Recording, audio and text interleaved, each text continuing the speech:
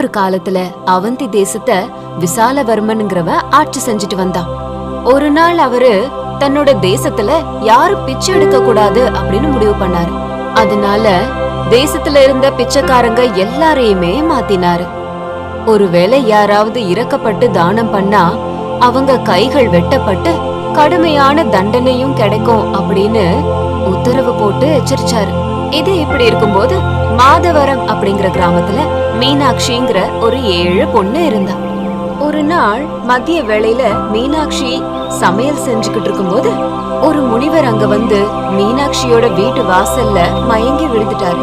அத பார்த்த மீனாட்சி அந்த முனிவர் முகத்துல தண்ணி தெளிச்சு எழுப்பினா. மயக்கத்துல இருந்து எழுந்த முனிவர், அம்மா, என்னை எல்லாரும் வரத முனிவர்னு சொல்லுவாங்க. நான் தீர்த்த யாத்திரை செய்யறேன். தேசம் முழுக்க தெரிஞ்சுக்கிட்டு இருக்கேன். காட்டு வழியில சில திருடர்கள் வந்து என் கையில இருந்த பணத்தை கொள்ளையடிச்சிட்டாங்க. 3 நாளா எதுவுமே சாப்பிடல. இந்த தேச ராஜாவோட உத்தரவின்படி யார் வீட்டுல யாசகம் கேட்டாலும் அவங்க யாரும் தரமாட்டேங்கிறாங்க. அதனாலதான் பசியில மயங்கி கீழே விழுந்துட்டேன் அப்படின்னு சொன்னாரு. ஐயா, இப்பதான் மதிய உணவு செஞ்சேன், இத உங்க வயிறார சாப்பிடுங்க அப்படின்னு சொன்னா மீனாட்சி. அம்மா, உனக்கு ரொம்ப நல்ல மனசு. அதனாலதான் உனக்குன்னு சமைச்ச பண்டங்களை எனக்கு தர. ஆனா இத நீ எனக்கு தானம் பண்ணேனா உனக்கு தண்டனை கிடைக்கும். அது மட்டும் இல்ல, ஈவி இறக்கம் இல்லாம உன்னோட கைகளையும் வெட்டுவாங்க. அதுல எனக்கு இஷ்டம் இல்ல அப்படின்னு சொன்னாரு. ஐயா, இதெல்லாம் நினைக்கிறதுக்கு இப்ப நேரம் இல்ல. முதல்ல உங்க உயிரை காப்பாத்துக்கோங்க. என் கை போனா பரவாயில்ல அப்படின்னு உணவை அந்த முனிவர்கிட்ட கொடுத்தா மீனாட்சி. அத வயிறார சாப்பிட்டு, அம்மா, என் உயிரை காப்பாத்தின. இந்த உதவிய என் உயிர் இருக்கிற வரைக்கும் மறக்க மாட்டேன். நல்லா இருமா அப்படின்னு சொல்லிட்டு அங்க இருந்து போயிட்டாரு. 3 ரொட்டிகளை முனிவருக்கு தானமா கொடுத்தத பார்த்த காவலாளிகள் மீனாட்சிய பிடிச்சு சபையில நிப்பாட்டினாங்க. மீனாட்சியோ பசியோட வந்த முனிவருக்கு தான் தான் உணவு கொடுத்தேன் அப்படிங்கிற விஷயத்த ஒத்துக்கிட்டான். உடனே மகாராஜா உண்மைய ஒத்துக்கிட்ட மீனாட்சியோட கைகளை நறுக்கும்படி சொன்னாரு. மீனாட்சிய பார்த்ததுக்கு அப்புறம் மகாராஜாவோட மனசுல ஏதோ குழப்பம் இருந்தது. அவளோட அழக அவரால மறக்கவே முடியல. அந்த பொண்ணு பத்தி யார்கிட்டயாவது கேட்டா அவங்க, அந்த பொண்ணு ரொம்ப நல்ல பொண்ணு, இறக்க மனசுக்காரி அப்படின்னு நல்ல விதமா சொன்னாங்க. அதனால அந்த இடத்துலயே விசாலவர்மன் மீனாட்சிய திருமணம் பண்ணிக்கிட்டாரு. திடீர்னு மீனாட்சிய ராஜா கல்யாணம் பண்ணது ராஜாவோட முதல் மனைவி இந்துமதிக்கு சுத்தமா பிடிக்கல. நாளுக்கு நாள் மகாராஜா மீனாட்சி கிட்ட நெருங்குறது இந்துமதியால சகிச்சுக்கவே முடியல. என்ன ஆனாலும் சரி, எப்படியாவது அந்த பொண்ண அந்த புறத்தை விட்டு துரத்தணும்னு நினைச்சான். அதுக்கு சரியான நேரத்துக்கு காத்துட்டு இருந்தா. கொஞ்ச நாள்லயே மீனாட்சிக்கு ஒரு மகன் பிறந்தான். ஒரு நாள் மகாராஜா பக்கத்து தேச நாட்டு ராஜாவை பார்க்க கிளம்பி போனாரு. இதுதான் மீனாட்சிய ஒழிச்சு கட்ட சரியான நேரம்னு நினைச்ச இந்துமதி ஒரு திட்டத்தை தீட்டினா. தன்னோட ஆதரவாளர்கள் எல்லாரையும் கூப்பிட்டு, இந்த மீனாட்சி ஒரு சூனியக்காரி, மகாராஜாவை மயக்கிட்டா. இல்லன்னா ஒரு குற்றவாளியா இருந்து மகாராஜாவையே எப்படி கல்யாணம் பண்ணிருப்பா? விந்தையா இல்ல அப்படின்னு வாய்க்கு வந்தபடி பேசினா.